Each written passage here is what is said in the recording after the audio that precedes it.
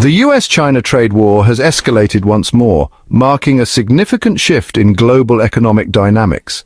China announced retaliatory tariffs on a range of US goods, targeting key industries and products that are vital to the American economy. This move comes in response to the US's recent decision to impose a 10% tariff on all imports from China, a decision that has sent shockwaves through international markets.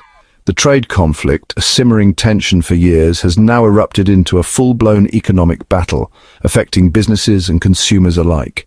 Both sides seem entrenched in their positions, raising serious concerns about the future of global trade and economic stability. Experts warned that this could lead to a prolonged period of economic uncertainty. The stakes are high for both countries as they navigate this complex and high-stakes economic confrontation. The US and China are the world's two largest economies, and their actions have a profound impact on global markets. They are deeply intertwined through complex supply chains and investments, making the trade war's impact far-reaching and multifaceted. The ripple effects of this trade war are already being felt around the world, with disruptions in supply chains and increased costs for consumers. This escalation in trade tensions is a significant development, one that could reshape the landscape of international trade for years to come. It signals a hardening of stances and a departure from the spirit of cooperation that has characterized previous trade negotiations. This is likely to have far-reaching consequences for the global economy, affecting everything from stock markets to everyday consumer goods.